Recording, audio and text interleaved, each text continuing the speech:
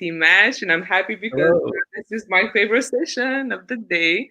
Hi everyone, I hope you are enjoying the summit so far. I'm here with Team Ash, and for those of you who don't know Tim, which is probably just a few, Tim is an authority in evolutionary psychology and digital marketing, and he's a very sought after international keynote speaker. That's why thank you, Tim, for being here.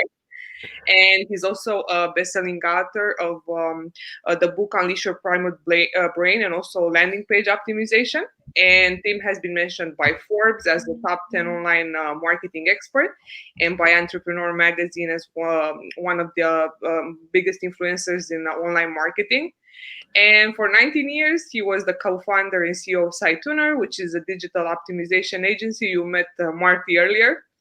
And Tim has helped to create over $1.2 billion in value for companies like Google, Expedia, Harmony, Facebook, American Express, Nestle, Intuit, Humana, Siemens, and Cisco. So please help me welcome Tim Ash. We are going to talk about today. I hope we're going to talk about the book as well, Tim. Maybe during the question and answer. Absolutely. Yeah, we're going to talk about the magic of wizards and why we desperately need it. So without further ado, everyone, yeah, you're going to love this session. I'm just going to disappear and let you take the stage, and we'll see you at Q&A. Thanks, Juliana. No worries. Let's jump in. There's three things I'm going to give you during this session. I promise you, before we're done, that number one, you're going to feel really sorry for your current visitors to your website. Number two, that you're going to believe in the power of wizards. Many of you don't yet, but you will after this. And number three, you're going to have a plan for unlocking the magic of wizards. So let's just jump right in. This is the part where I make you feel really bad for your visitors. Now, I'm going to do this by means of an example and some ideas we have as e-commerce marketers. Now, be honest, we don't have the survey going right now, but how many of you have said this in a meeting to your coworkers? We're the Amazon of our category and we give people lots of choice, right? That's a great idea. Well, not so much. Let me show you a practical example. At one point, I was interested in buying a sofa sleeper or a sofa bed, as they're also called. And so I went to a popular US site called Wayfair, which sells all kinds of home goods and so on. And if I asked you, how would you find a sofa sleeper on this site, on this page right now, you'd probably look around, and hopefully if you're like me, after a little bit of looking around, you'd find the furniture link and you'd follow that. Now, if you click on it, this is the page you get to. What do you think now? Good luck finding sofa sleepers. There are 16 pictures. They're all very intricate photography. Well, it's not patio furniture and it's not pet furniture. That much is clear, but it could probably be in quite a few other categories, because if it depends on the room, I might want a sofa sleeper in my living room, or I want it in my spare bedroom, or I want it in the kids' room, depending on the configuration of the sofa sleeper. So there's no obvious way to move forward. And that's really, really bad from a user experience standpoint. Or as we say in usability circles, we lost the information sent. We lost the trail to follow. So the biggest problem you have if you have huge selection on your site is findability. People can't easily and confidently find the right product. All right, well, so if organizing a site along regular e-commerce lines isn't going to work, let's try another brilliant idea. Let's have people use site search. I mean, that's what it's for. That's a brilliant idea. So let's go to Wayfair. Here we are. And I typed in sofa sleeper into the search bar. This is the page I get. Seems normal enough. Oh, except for one part that you're not seeing. Let me zoom in on that. Yeah, there are 1,022 results. In fact, there are 43 pages of them with 42 or 24 results per page. Good luck finding something in that mess.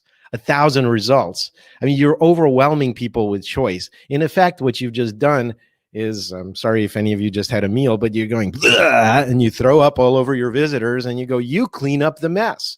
You figure out which of these 1,022 sofa sleepers you want to buy. Do you really expect people to do that?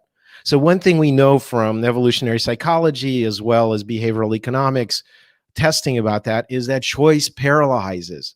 Choice prevents decision making. You really don't want to give people lots of choice because it's actually going to prevent them from buying from you. Well, if that's not a good idea, how about this?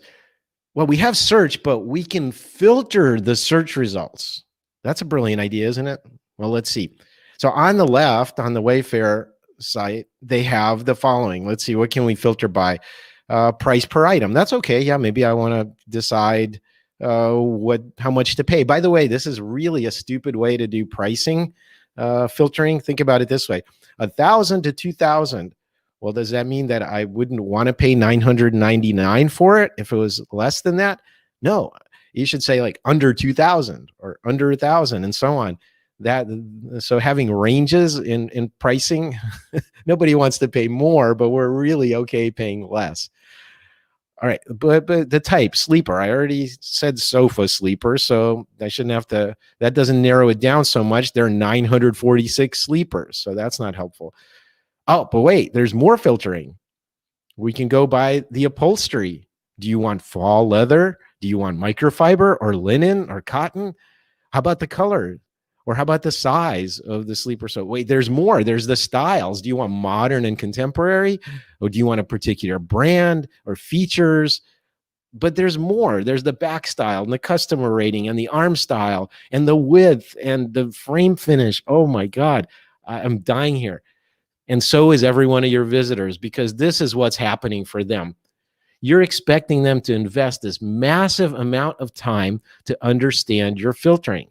You think it's a great idea only because you built the site and you spent probably thousands of hours navigating it. And you're a super power user of websites in general and your site in particular. So it's really convenient for you to use that filtering. But here's my challenge to you. Go take a look at your analytics. And what you're going to find is that at most 3 to 4% of people using the search function are going to do the filtering, because it requires a lot of time investment just to understand it. And you can't do that to me. I'm not going to spend my time understanding your filtering. We live in an attention economy. The most expensive thing you could ask for is my focus and my conscious attention. All right, well, I went through that part pretty quickly, but I hope that you agree. I hope that you're feeling really sorry for your site visitors, and that's as it should be. So your poor site visitors, what are we going to do to help them? Well, let's move on to talking about why wizards are a better approach. Most of you, I presume, if you sell something in your e-commerce catalog, are experts at what you sell, and that's great. So, for example, I'm a photographer. I do fine art photography and travel photography. And if anyone asks me about digital cameras, I have all kinds of advice for them. So I'm that knowledgeable friend that you come to if you're interested in digital photography. And likewise, if a friend asked you for help figuring out what to buy in your field, in what you sell, you're going to help them. And the way that, they don't want to become the expert. They can't invest the time to become as expert as you are on everything. They just want you to guide them in a simple way. So let's try this again. Let's buy that sofa sleeper, but this time we're going to do it with a really smart friend who's knowledgeable about sofa sleepers. Okay. So the first question I have for you, and then play along with me here and answer your questions. These aren't going to be hard. Which style do you prefer? Do you prefer modern or traditional? Well, that's pretty easy. Most people have a preference for one or the other. Now, by the way, I know this isn't exactly fair because I picked the ugliest traditional couch I can find. So you know what my preference is going to be. In fact, here's a picture of my house, and you can see the kind of style I have. So yes, my answer is contemporary, modern, not traditional. All right, let's ask another question. Now, what material do you prefer? Leather or fabric? And again, that's a relatively easy choice for most people, and they have a strong opinion about it. I have 3 cats, and I can tell you if it was made out of fabric, that sofa sleeper would be shredded in about a week. So that's not going to work for me. But there's other people that live in hot places, and they're probably thinking that, oh God, leather in the summertime. You know what this sound is? That's your leg unsticking from the couch as you're getting up from a leather couch in the summertime because of all the sweat and the suction. So whatever your preference is, I'm sure it's not a hard choice. Leather or fabric? I'm sure you could pick one. How about where you're going to have it in the house or how you're going to use it? Is it going to be a futon, a sofa, perhaps a day bed in the kids' room, or a chaise lounge? Again, you probably know your house. You can envision the dimensions, the rooms, the other furniture in them, and you can easily make this choice. And by the way, this is the one I ended up getting. I got this at IKEA. It unfolds into a queen size bed. It's really clever. This part under the seating area pops out and the cushion pops up. This part, the long part of the chaise lounge, actually has a storage compartment so you can store all the bedding in there and stuff. And it actually has one of my favorite features of all time. If you've ever bought IKEA furniture, you know what I'm talking about. It's just uncomfortable enough so your guests won't want to stay longer than a couple of days on it. So perfect sofa sleeper as far as I'm concerned. So by the way, this is the one I bought and I had for many, many years.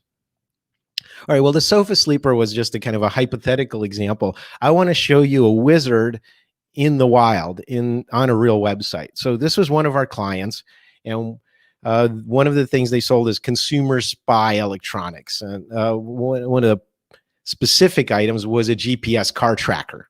So how many of you are experts in GPS car tracking? I'm guessing not too many. Neither was I. So this was their website. And you can see they sell a variety of consumer spy gear, everything from spy glasses to things to download the text messages from someone's cell phone, and of course, GPS trackers, as you can see here. So if we go to the GPS tracker category, we can dive right in and see the different GPS trackers they have, or we can go into the wizard. And are we making it too subtle? No, we're making it really, really obvious. In fact, the top of the page has this yellow area that has the wizard in it, as well as an explanatory video, which is also a very helpful introduction to GPS trackers. Okay, so if you click on the wizard, this is how it's going to, this is the bottom of the page. We also have the wizard at the very bottom. Again, if they scroll through, didn't find the GPS tracker they wanted, there's another bite at the apple, as we like to say, and an opportunity to start the wizard there. All right, so if you click on the wizard, this is what a wizard is. It's nothing fancy. Technically speaking, it's just a series of lightbox popovers with 2 to 4 way choices. And here we are, we're asking the first question, which is a 2-way choice. Do you want to do your tracking in real time over the internet or occasionally retrieve the data from the device itself? Now, we're going to pick real time over the internet. By the way, have you noticed we're kind of biasing things here? Well, that's the first button. It's also the bright orange one, and it's also the one that makes us money. We'll come back to that idea later. All right, so the next question is, what do you want to track? GPS trackers could be used to put in a backpack to track a person, or obviously track vehicles like we were originally talking about, or an object or equipment. If you have some kind of very valuable item or expensive piece of equipment, you might want to attach the tracker to it. Well, in our case, of course, like we said, we're going to track a vehicle. Okay, what's the next question?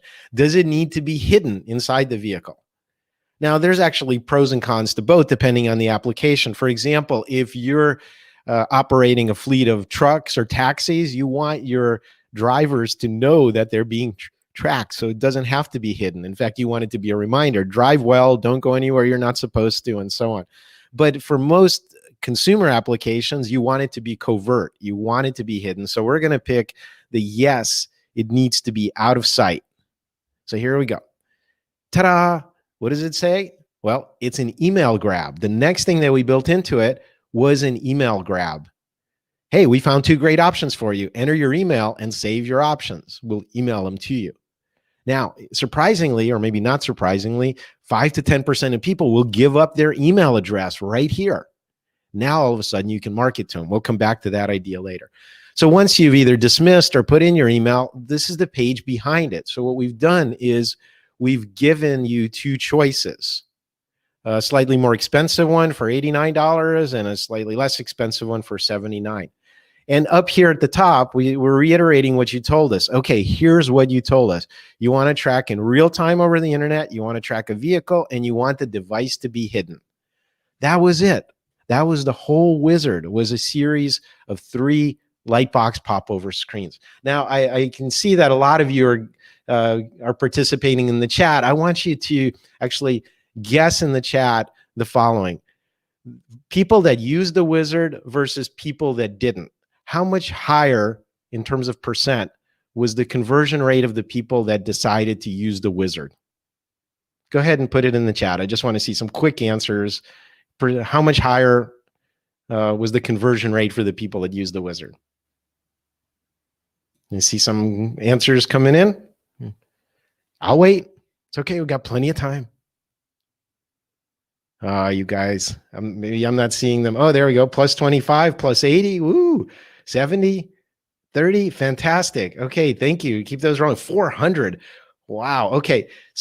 But most people are saying kind of in the 25 to 40, 50 range. Actually, the winner is Fotis, who said something close to 400, because indeed that was the answer. 364% higher revenue per visitor. So it's not conversion rate. I cheated a little, but 364% higher revenue per visitor when people use the wizard. This is no joke. This is one of the most powerful things you can do if you have an overwhelming amount of selection. All right. So now we've talked, part 1 was about how you should feel sorry for your visitors and their current experience. Part 2 was the power of wizards. I hope I've made believers out of you. And now let's talk about how to do this. Tim, how do I make 364% higher revenue per visitor? Let's talk about that. That's part 3. So let's talk first about why wizards work. It's really important to understand this. The first is it's a commitment to do the wizard. So once I start down that road, I have what's called skin in the game. I'm participating, I'm investing in it, I'm an active participant. Also, I'm getting customized results. So that's making it more relevant for me and more likely to be the right answer for me instead of just digging through a bunch of random products. And it really reduces my decision-making thought, the amount of conscious effort and attention I have to pay. Do you remember when we were searching through endless search results or trying to figure out how to filter the results? All of that stuff required massive amounts of conscious attention. That's been minimized because instead we are asked 3 simple questions. That's it. And because we self-directed, we also have more confidence in the results. So psychologically, it's really important to understand why wizards work. So what is a wizard? I've talked about it, but I'm going to just break it down into the mechanical parts. It's a question tree, a series of questions and answers that lead you down certain paths. It's the product selection that ends up being the output of the wizard. It's the site entry points, or where you put it throughout your site. It's the gating of results. In other words, are you going to give me the answers right away, or are you going to, like I showed you, ask for an email and gate the result by asking for the email? By the way, that email wasn't required. It was voluntary, but again, a lot of people will give it up. It's also the follow-up communications, and it's also the tracking and the data collection behind it. Now I'm going to talk about each of these more so you understand the important components. The first is question trees. The most important thing here is you don't overwhelm with choice.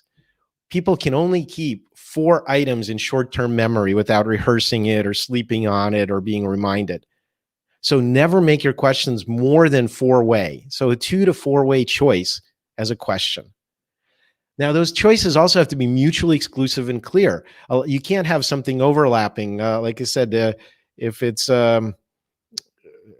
For example, we were talking about the sofa sleeper, and you say, well, we have a choice where sofa sleepers for living rooms and chaise lounges. Are those mutually exclusive? No, because you can put a chaise lounge sofa sleeper in a living room location. So it's really important when you construct these questions that they're mutually exclusive, that they cut the sample space, the products, in a way that you can't, that's clear and there's no overlap between them. It's also important how exactly you write the questions. Now, sometimes even the simplest questions can be misinterpreted. So when you do come up with your questions and the answers and how you formulate them, it's really, really important to try them on different people. Say, hey, if I gave you this question, what does that mean to you? What do those choices mean? So make sure that you're going to naive people that don't know your business really well and asking them if the questions are clear. The other thing that you saw in the presentation for the GPS tracker is you can bias the order and the visual emphasis. If it's truly a I don't care which you pick kind of choice, then keep them the same. But by putting something first in the list, we actually make it more important. As you saw when we asked, do you want to track over the internet or by downloading data from the device later? We biased it towards the internet one. We made it orange. We put it first in the list. The other button was gray and second. And that's really, really important because from a business model standpoint for our client, they made their money by a subscription-based service that monitored the location of your GPS tracker. You were paying them monthly to do that in addition to buying the device. So they had a huge financial incentive to get you to pick that internet tracking one instead of just the downloaded from a device, because then they're only making a device sale and not the subscription sale, which was almost pure profit for them. The other thing is sometimes what you want to do is have explanations. The answers may be clear, but you say, what does this mean? Or give me an example, or more details, a little question mark in a little disc. So you can basically, you explain. If you don't want to put everything inside of the box, inside of the answer that they're pressing on, but you do want backup information. In fact, for complicated choices, you might want to have little explainer videos below the choice. And so what you're doing as part of this wizard is you're actually effectively educating people about the choices and making them smarter along the way. And also another important thing, as you saw when we narrowed down from sofa sleepers from 1,022 to 964, that's not really a meaningful narrowing of the selection. So make sure whatever questions you come up with, they split the result set, the possible set of products, and reduce it every step of the way so you're getting closer and closer to a small set of products. All right, let's jump over to talking about the product selection. One of the things is nobody said this is fair. There's no such thing as fair in business or marketing. Okay, there is a line that crosses over into unethical, and I don't want you to do that. But nothing says that you can't do the following. Number one, bias the outcome of your wizard towards more profitable products. Not just the most revenue or the most sales, but actually the thing that counts, which is how much profit do you put in the bank account. So bias it towards only the most profitable products. And that goes to point number two, which is you don't have to surface all of your products. If you sell 1,000 sofa sleepers, maybe your wizard and all of the little question trees and all of the final results of 2 or 3 sofa sleepers each total 50 different sofa sleepers out of 1,022. You don't know. They can still go and do your standard search and find all 1,022, but nothing says that your wizard has to contain every single product you sell. In fact, it shouldn't. And when you get to the final screen where you're giving them the choice, again, keep it small, just like with the questions, 2 to 4 questions. Well, you want 2 or 3-way selection. And one thing you probably remember from the GPS tracker example, we had the most expensive one first. I always, for again, evolutionary psychology reasons, you want to anchor on the most expensive stuff because then everything after it seems cheaper. You actually don't want to do good, better, best. You want to do best, better, good in that order. So always put the expensive stuff first.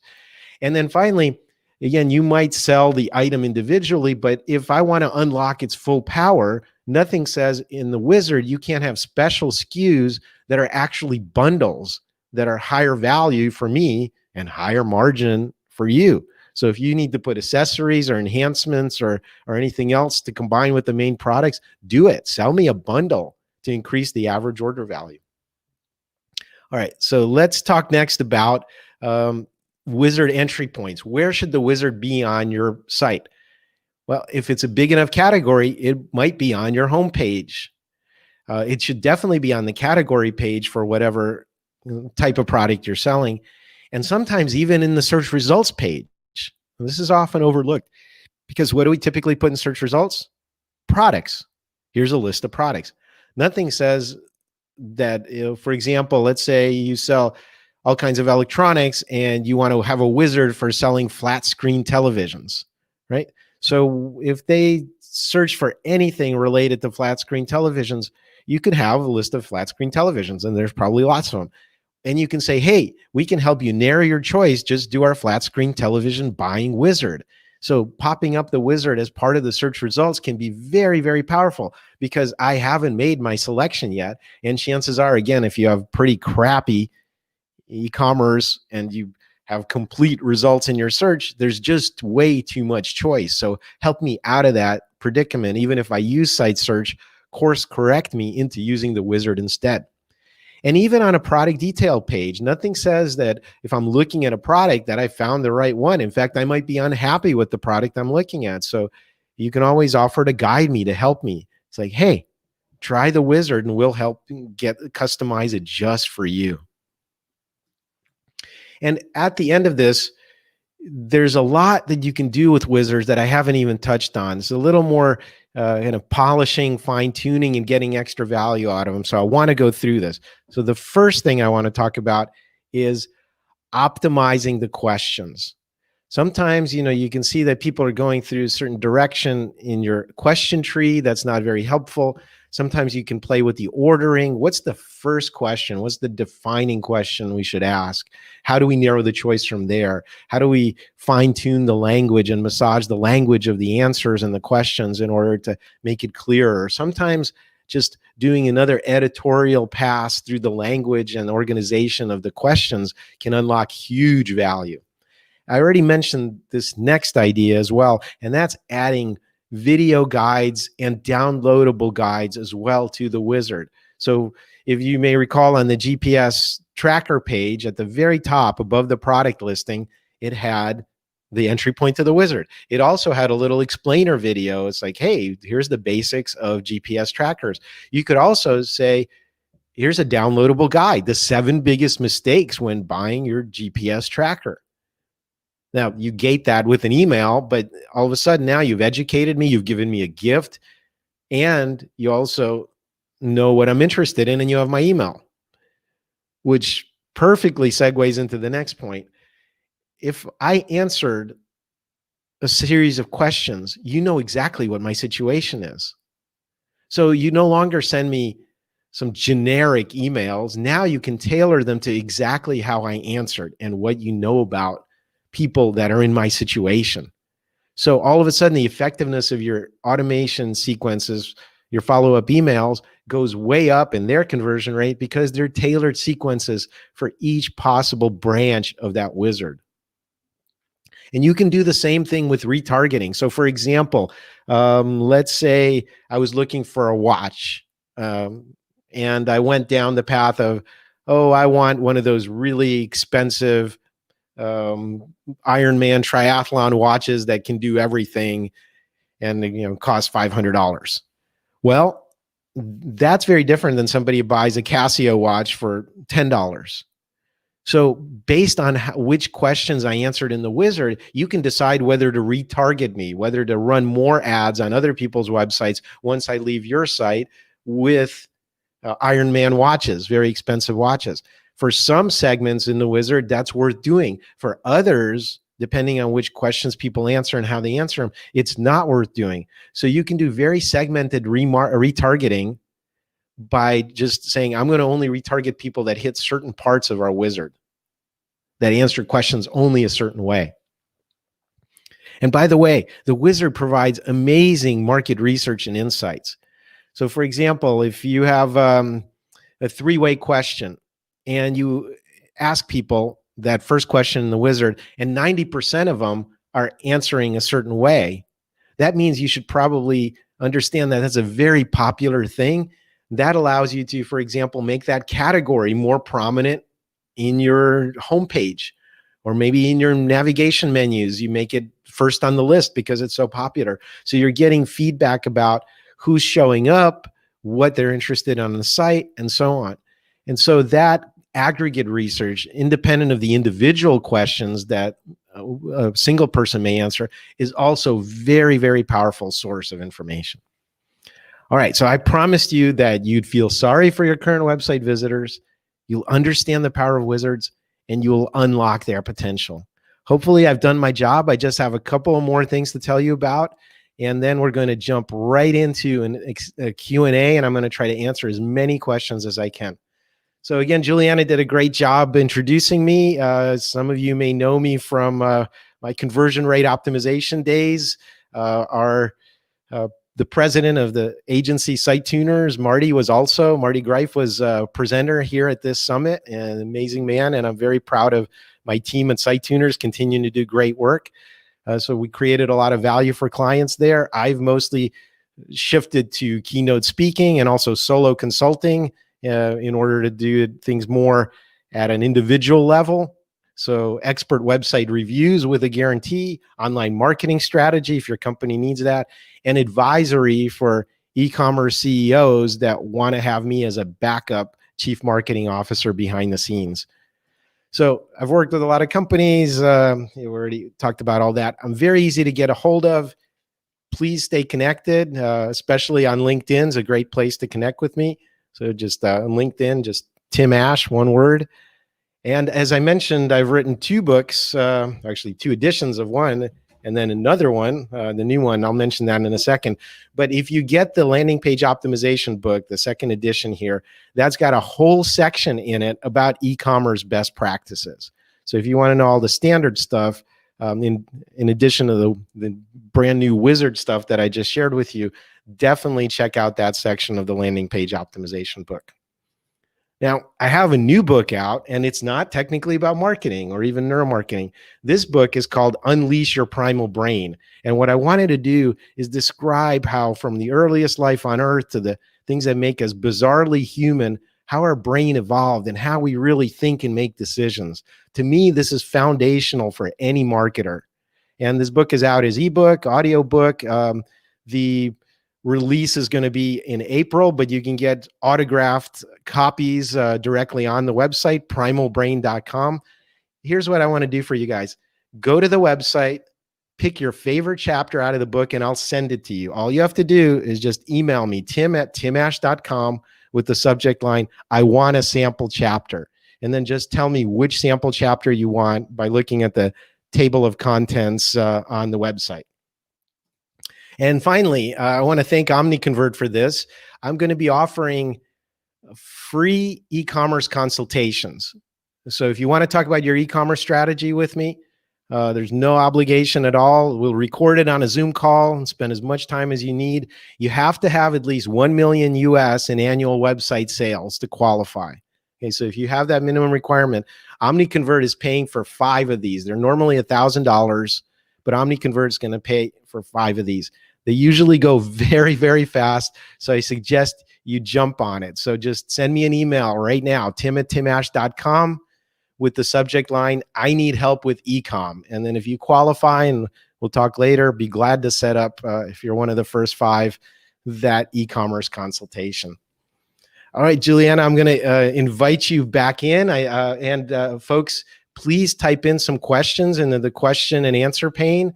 And we're going to get to as many of those as we can. Juliana's been collecting them, I understand, on Facebook and other places as well. So Juliana has the questions. Thank you so much, first of all, for this session. This was really amazing. And I took screenshots of your session. Well, by the way, I'll make the PDF of the slides available. So if anybody wants those, that's not a problem.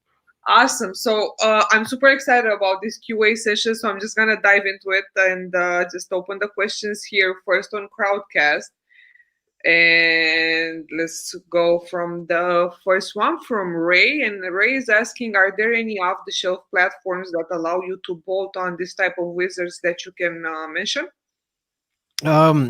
I don't track. There's so many e-commerce platforms out there, hundreds of them, as you know, and it's really hard to keep track of them. But what I'm talking about can be easily coded without anything special. Like I said, technically it's just a series of lightbox popovers. So this is something you can write without a lot of work in JavaScript if you had to. And then that's, so if you, even if your package doesn't offer that, it's just a really small level of customization. Okay, thank you for Mhm. that. Another And are we still sharing the screen, or we stopped screen sharing, right? I stopped screen sharing. Do you want? Okay. You No, can no, that's good, 'cause then I'll just drag my monitor over here. We're all set. Okay. share because we can share the screen. No, no, no, no, it's okay. I just wanted to double check so I can see you better on the screen. Okay, cool. So another question is from Anka, and Anka is asking you, how does the buyer's product selection influence the customer's loyalty? Well, it depends on whether you have something that people repeat buy or it's a one-time purchase. So again, if it's a GPS tracker, you're probably buying one of those. If it's a sofa sleeper, the same thing. So there's no such thing as, I guess, customer loyalty in that sense. That's usually more of a repeat purchase consideration, lifetime value of repeat purchasers. But for capital items or large items or unfamiliar items, that's where wizards help the most. So I say that's not really a big concern. You're certainly not going to turn people off. Remember, you're saying you can go through every product we have, or you can use the wizard. And all I'm saying is inside the wizard, try to make more money for your own company. You're giving them help and you're guiding them, but you're also limiting choice, which means there's obviously some editorial process there and you have to decide. I'm just saying, don't decide to shoot yourself in the foot by accident. Decide to make more money instead. That's a great answer. Okay, next to the other questions that we have a question from Toniza, and she's asking, how can a business decide what is the right amount of filters that they should include on a website? The right amount of filters is 0. Like I said, most people don't use your filters. I know it comes standard in a lot of e-commerce packages. You have that stupid left column and you can filter by whatever you want, whatever product attributes you have. Don't do it because, again, look at your analytics. I will personally send you a signed copy of my landing page optimization book if you can show me more than 5% of your website visitors actually use your filters. Go ahead. Just show me some screenshots of your reports. I've never seen it. So that's only for experts, and it's great for those experts, but you can't rely on it. That's my point. I have actually a following up question to this question. Someone is asking, do you think wizards are really applicable in fashion stores? I think people there want to play with different filters and have the ability to check and uncheck. What is your opinion? Yeah, so fashion is different. I'm not saying wizards work universally. That's not what I'm saying. Wizards work well when you have an unfamiliar item with lots of different features and possible constraints, things that influence each other. A perfect example would be when I was buying a jogging stroller and I had 2 little kids that were 17 months apart. There's not a lot of good jogging strollers that hold 2 kids. And so like the constraints of tire size, how wide it is, can you take it off road, how maneuverable is it, how much does it cost? Those are all very complicated constraints. But if you ask me a series of simple questions about what's important to me, then in a wizard, it becomes a lot easier. So it's only for kind of more complicated products that have a lot of non-obvious ways to select them. That makes sense. Yeah. So I hope, Mara, you are satisfied with the with the answer from Tim. And she has another question for you. She's saying that some websites use in-page wizards. Do you think they are better or less intrusive? I don't think the mechanics matters that much. I just suggested lightbox popovers because you can just overlay them on whatever page you happen to be on. So it's a sort of a portable way to implement it. But if it's inside the page, that's okay. Absolutely. Okay. Now I'm gonna go to the other questions from other platforms. Someone is asking, Jeffrey is asking, what are the best test hypotheses for a product page? Well, it's a little different from wizards. I guess I can go there.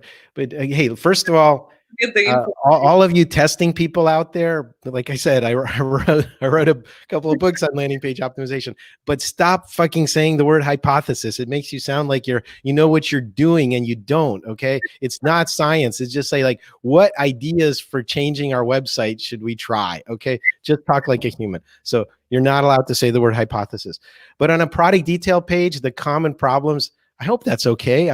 Did I just swear in front of thousands of people? Oh, I'm well. hold myself from swearing, so it's okay. Okay, all right. Well, I don't have to. What are you going to do? Fire me? The presentation's almost done. So, on a product detail page, the common mistakes that I see are not making the action block clear enough. You should, and the things inside of it that should go in there would be things like availability. Can it ships right away? Is it in stock? Things like that, and a clear price.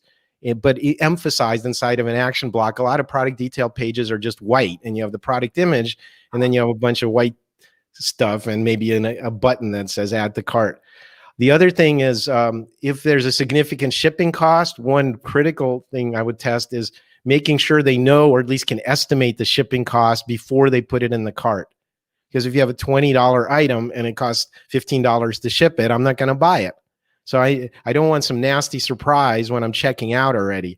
So if it's a bulky item, or if the shipping is a big percentage of the price, you should have the ability for me to at least estimate it before I add it to the cart, right there on the product detail page. Thank you for that. And Jeffrey, stop thinking about hypothesis.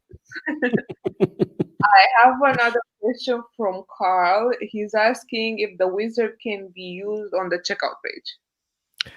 No, the wizard is for product selection. That's a really important point. Thanks for asking that. So the wizard is to help me painlessly narrow down from a large number of products to a small set of products to consider. Again, usually 2 to 3. In that context, if I've customized it and you're giving me a best, better, good choice, a 3-way choice, that's all I need. Once I've got one of those in the cart, you don't want to distract me in the cart with anything. You just want to take my money. Yeah, I know, right? Because otherwise it would just be simply a distraction, and we already have like the attention span of a goldfish. So yeah, of a lit match is what I like to say. exactly. So I have another question from you, and I hope to get some time to talk about your book too, because that's my question. Someone is asking, could a chatbot be used instead of a wizard? Chatbots effectively are often written as, depending on the platform, as a question tree. So it's actually very similar. So yes, a chatbot properly designed is just another implementation of a wizard. Make sure you can still grab the email on the way to the results and land them on a results page. But if you can configure it with a chatbot, yeah, absolutely. That's just mechanics to me, and that works. Cool. And another question is from Inka, and she's asking, is the wizard integrated with eCommerce? I have no idea, like I said, about any particular platform. If they offer this, that's not something I've been paying attention to. Sorry. Okay. But again, it's not that hard to customize and overlay this if you needed to do it even as a little bit of custom code. Okay. Well, thank you guys for the questions. I think that's all that we have in terms of, because I'm not going to ask you the hypothesis ones anymore. Well, you can say testing ideas. That's just yeah. But you can't say hypothesis. I'm gonna press on them then. So I wanna, we have like 5 more minutes. So I would love, if you could go over your book, because a lot of people here are your fans, and just like give us a bit of peek into the book so we know exactly what to go on your website and get. Because well, so obviously my site's timash.com, but the book website is primalbrain.com. Here's the book, and I was originally going to write it as a neuromarketing book to apply it to marketing specifically. What it is it's a really readable overview of evolutionary psychology. It covers everything from memory to learning to sleep to happy chemicals, gender differences, culture, language, our highly social natures. And I have a number of call outs. If you look in the book, there are these kind of highlighted, important points in gray. And those call outs, if you stop and think about the marketing implications of each one, you're going to get a lot of value. So it can be used for improving sales, persuasion, leadership, and business, or it can be used for personal development, self-help, personal growth. It's the why behind our brain evolution, but written in a very accessible way. I also recorded the audiobook version myself, so that's a lot of fun too. I didn't know it was available on Yeah, it's available as an ebook, audiobook, and then in the US, it's going to be available in April, but you can get it on the website, primalbrain.com, with a pre-release autographed copy from me. And for those of you listening in Australia or New Zealand, there's another edition from Booktopia that's available already. That's been available since September. So if you really want a paperback, and you can get that there. Thank you so much. Yeah, that I'm excited, and I want to get my hands on it. It's just I've been having books here sitting on my shelf because of the baby. I told you, but I'm gonna get to it one day. We'll do one session to go over maybe we'll do like a tear down or a review of your book, because I would love to do that. That sounds like fun. Yeah, the rebel in me. So I think that's all the questions that we have. I'm super excited for this session. I have someone on LinkedIn that told me this was very interesting, and usually people don't. I know him personally, Jonathan. He wouldn't comment if he wouldn't like it. So thank you, Jonathan, for doing this. Is someone very focused on first party data and how to optimize and do the right stuff, not only the fluff and testing and hypothesis. So thank you so much for being with us. If you want to share something, we still have like 2 minutes for you. Yeah, no, just again, a reminder of the if you're interested in the book, just email me, tim@timash.com. And in the title, put, I want a book chapter. So just go to primalbrain.com and tell me which chapter you want. I'll send you your chapter. Okay, whichever one you think would be most useful. So check out the table of contents. And again, I think these 5 e-commerce consultations that you guys are sponsoring are going to go really fast. So if you have more than $1 million in sales on your website, just say, again, tim@timash.com, and the subject line is, I need help with e-com. You probably got those messages, Tim. I haven't even checked my email yet. Yeah, I have a feeling it's going to be a flood. But remember, you have to qualify. You have to be over $1 million in sales. So, yeah. Thank you so much for this. It was amazing, and we appreciate this. I'm waiting on your slides so I can share them with the people that probably want them, and myself, so I can post on LinkedIn and inspire myself from your content. Yeah. Well, thanks for the opportunity. Thanks everyone for listening in. It's been a real pleasure. As always, really good to have this session with you. So thank you so much, guys, for watching in such a good number, and you guys been so patient all day with us, and we also saved the best for the last. So here you go with Tim. But we also have another session coming in. But yeah, it's gonna be hard to beat Tim's. I'm gonna let you go in the next session. Thank you again, Tim, and see you soon, guys. Bye, Tim. Bye, everyone.